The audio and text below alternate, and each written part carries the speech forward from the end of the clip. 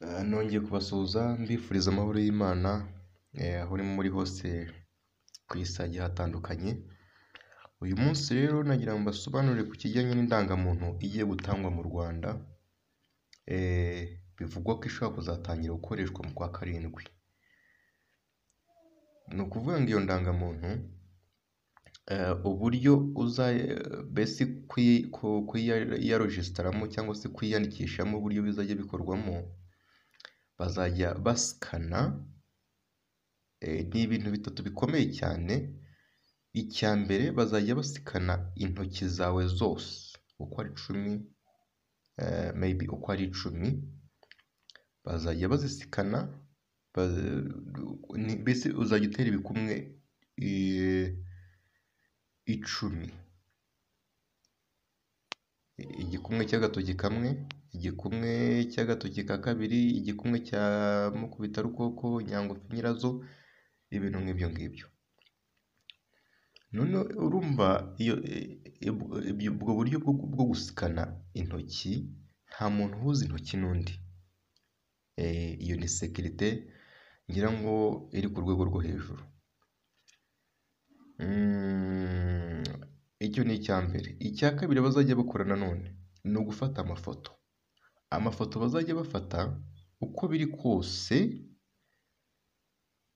ntabwo bazagenda akorera amafoto. Urabona nk'iyo wenda tugiye kugura nk'amasimukadi, bajya gutya bagasikana isura, hakaza isura yawe ya kera wifotoreje ugiye gufata indangamuntu. Ariko aha ngaha ntabwo uko bizagenda. Bazagufotora ifoto nshyashya aba ari igendana n'iyo ndangamuntu nshyashya n'ubundi. Icyo nacyo kirumvikanye. Ku ifoto urumva nta muntu uhuza isura n'undi. Niyo mwaba musa bavuga ngo murasa, niyo mwaba muri impanga, ntabwo habura nk'umuntu uba ufite wenda nk'ibitsike binini cyangwa se birebire, nk'ufite iminwa isa n'ibaye mitoya ho gatoya ariko akaba asa n'undi. Urumva nta muntu uhuza n'undi. Icyo ni icya kabiri. Gatatu, ijisho. Ijisho muri Bibiliya ijisho risobanuye imboni y'Imana cyangwa se imboni y'umwuka wera. Ni ngo Imana igiye kure, ni ngo uzitegereze ibintu kugira umuntu abone ko ibintu wabyumvise, ni uko aba yabivuze uri kumureba. Urumva imboni nicyo gikoresho dukoresha tugira gute, tureba, twitegereza. Urumva nta muntu uhuza n'undi imboni. Iyo ushatse kumenya ko umuntu ari uwa nyawe cyangwa se ushaka kumenya ko umuntu ari robo, urebera mu mboni. Kugira ngo umenye ngo uyu muntu wenda bikaba ari nk'umwijima utari kureba ibara rye, kugira ngo umenye ngo ni umuzungu cyangwa se ni umwirabura, iyo urebeye ku mboni ubona imboni ntabwo zihuza.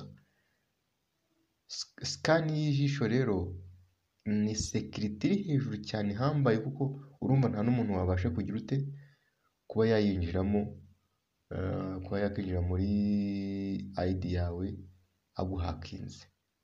Ibi byose uko ari bitatu bigamije iki rero? Sorry gato. Ibi byose uko ari bitatu icyo bigamije ni ukuvuga ngo indangamuntu igiye gusohoka, biteganyijwe ko ishobora kuzasohoka mu kwa karindwi.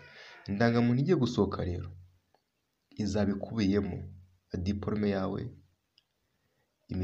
ubutaka utunze, niba ufite ikinyabiziga, purake, kureba ngo wenda ngo purake byose byanditse kuri wowe, ibyangombwa by'imodoka byose byanditse kuri wowe, bizaza bikubiye muri iyo ndangamuntu. Abantu ufite ni ibyemezo ibyemezo by'intuze by'amavuko,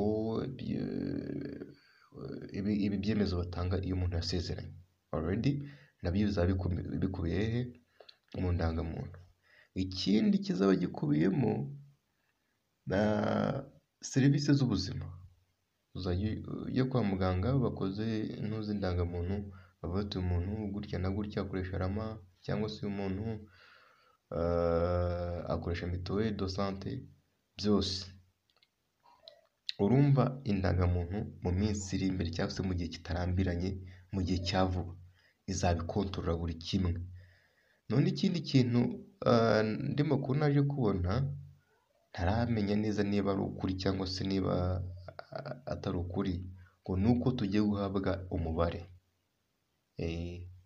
Niba wenda ari iriya mibare iri ku irangamuntu tuzajya dukoresha, bakavuga ngo iyi mibare niyo ugiye kugira ute kuzajya ukoresha ahantu hose.